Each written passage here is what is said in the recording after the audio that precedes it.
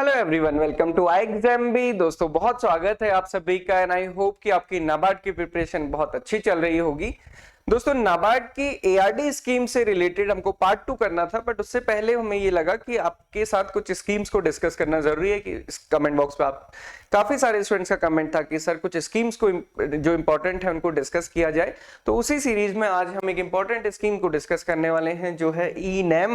Last year भी इससे question पूछा गया था, उससे पहले भी क्वेश्चन पूछा गया। नई स्कीम है, डिजिटलाइजेशन की तरफ ये स्कीम लेके जाती है, तो ये इंपॉर्टेंट है। इलेक्ट्रॉनिक नेशनल एग्रीकल्चर मार्केट, तो कुछ चीजें यहीं से देखते हुए चलेंगे। Department of agriculture, ministry of agriculture की ये स्कीम है। राष्ट्रीय कृषि बाजार, national agriculture market, tag line यहीं पे देखेंगे, one nation one market.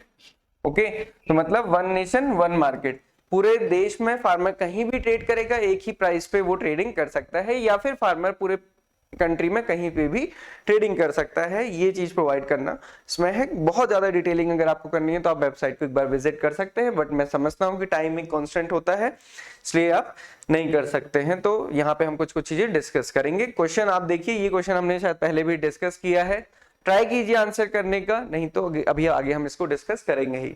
Which is the lead agency for implementing E-NAM? E-NAM को कौन इंप्लीमेंट करता है? NFCLI किसान division, APMC, E-NAM, SFAC and ICAR. Which one is not the correct form from aim and objective of E-NAM? तो aim and objective आपने पढ़े ही हैं E-NAM के, उसमें से कौन सा फॉलो नहीं करता है? इस स्क्रीन को यहाँ पे आप पॉज करके थोड़ा सा पढ़ सकते हैं, उससे आपको क्या फायदा होगा, आपको एम एंड ऑब्जेक्टिव पता चल जाएंगे ई नैम के। और मैं आपकी सुविधा के लिए थोड़ा सा बता दूं कि जो इसमें लास्ट ऑप्शन है वो इनकरेक्ट है। वो क्या है? E NAM is an umbrella scheme to ensure the MSP. तो ये ई नैम अम्ब्रेला स्कीम नहीं है। अम्ब्रेला स्कीम कौन सी है? पीएम आशा, प्रधानमंत्री अन्नदाता आय संरक्षण योजना, ये अम्ब्रेला स्कीम है जो कि इंश्योर करती है एमएसपी। बाकी इसके ऑप्शंस हैं। Now what is the present status? ये आप सोच सकते हैं, समझ सकते हैं, आंसर कीजिए क्योंकि हमने ये पहले भी डिस्कस किया है। नाउ एपीएमसी मार्केटिंग या फिर एग्रीकल्चर किस स्टेट का सब्जेक्ट है, किस लिस्ट का सब्जेक्ट है? सॉरी, स्टेट नहीं, लिस्ट का सब्जेक्ट है, ये आपको बताना है। ये स्टेटस है एज ऑफ नाउ। तो ये जो पहला क्वेश्चन, थर्ड क्वेश्चन था, उसका आंसर यही है, 1000 मार्केट्स, 18 स्टेट्स एंड 3 यूटीज।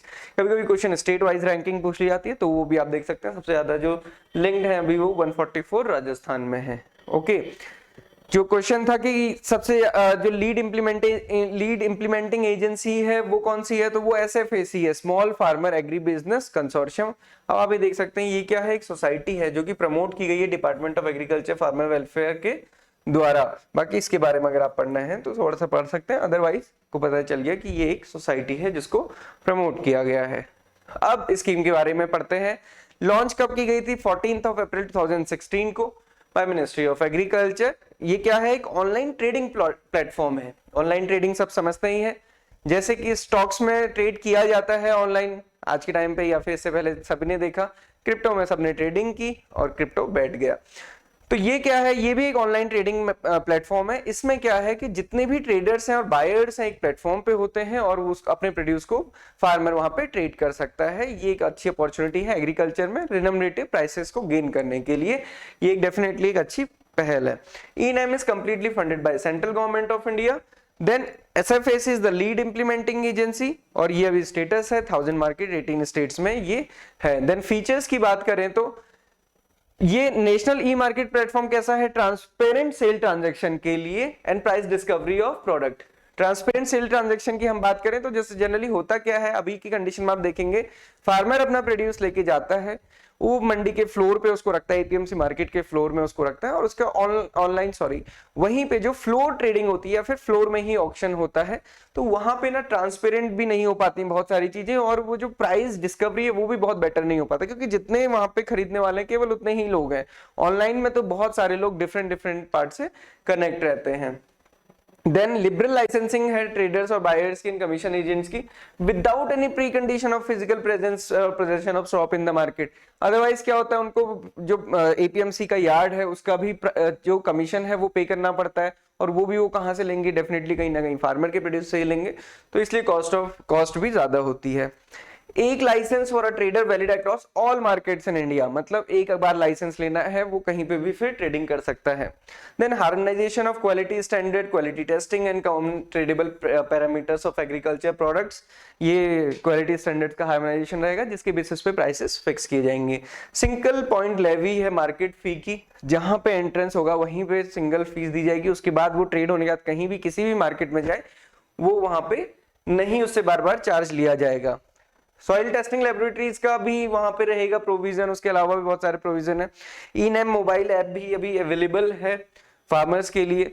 अब एडवांटेज क्या है इस ई-नैम से, ई-नैम होने से, इलेक्ट्रॉनिक नेशनल एग्रीकल्चर मार्केट होने से फायदा क्या है, तो थोड़ा सा आप इसको ऐसे समझ सकते हैं। एपीएमसी को कंसीडर कीजिए, फार्मर अपना प्रोड्यूस लेके जाता था ऑनलाइन या फ्लोर में वो ट्रेड करता था, फ्लोर में ट्रेड करने के बाद आड़त उसको पैसे देता था या कहता था बाद में ले लेना, या कुछ जो भी चीज होता था उसके बाद वो आ जाता था। उससे क्या होता था, फार्मर को वहां, फार्मर ने यहाँ पे ऑक्शन कर दिया, फ्लोर पे ट्रेडिंग हुई, जो भी प्राइस मिले उसको वो लेके आ गया। अब पता चला किसी दिन सारे ही फार्मर एक साथ प्रोड्यूस लेकर आ गए थे, बायर्स कम थे तो उसको कम प्राइस मिला, है ना, तो भले ही दूसरे स्टेट में उसकी बहुत कमी हो उसको तो प्राइस नहीं मिला।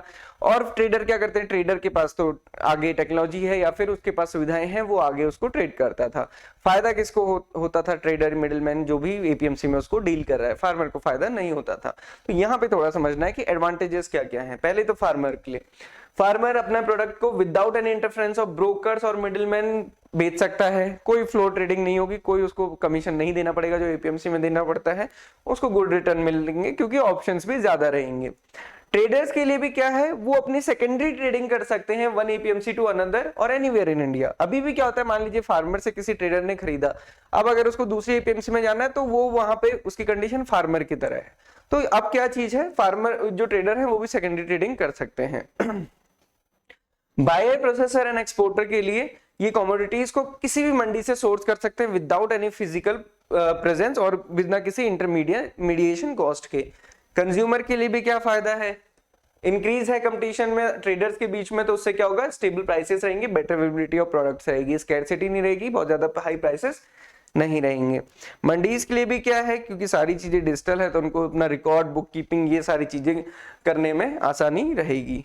तो इसको अब एक बार समराइज कर लेते हैं, बहुत ज्यादा इन डेप्थ इसमें नहीं जाना है, बहुत सारे कंपोनेंट हैं। एआईएफ में कुछ हमने कंपोनेंट पढ़े थे कि एआईएफ के थ्रू ई-नैम को क्या क्या फायदा मिलता है, वो सारी चीजें आपने ई-नैम में जरूर पढ़ी होंगी, तो वो एक बार आप वहां पे देख सकते हैं। डिपार्टमेंट कौन सा है, agriculture and farmers welfare corporation, अब नहीं है इसमें।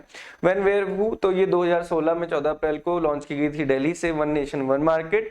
ऑब्जेक्टिव भी हमने डिस्कस किया ही है, 500 crore rupees under the agriculture marketing, ये इसके लिए बजटरी एलोकेशन है।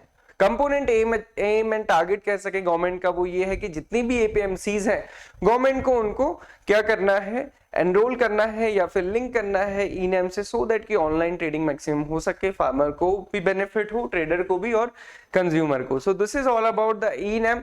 शॉर्ट में हमने इसको डिस्कस किया, इसके अलावा कोई भी डाउट, क्वेरी, क्वेश्चन है तो आप कमेंट बॉक्स में पूछ सकते हैं। आप मॉक टेस्ट जरूर अटेम्प्ट करें, एंड कुछ ही दिनों बाद कुछ स्कीम डिस्कस करने के बाद हम एआरडी स्कीम्स के एमसीक्यूज का पार्ट 2 लेकर आएंगे, जिसमें कि इससे रिलेटेड क्वेश्चन होंगे। तब तक आप जितना हो सकता है अच्छे से पढ़िए। सो this is all for today, thank you for watching this video and have a good day ahead.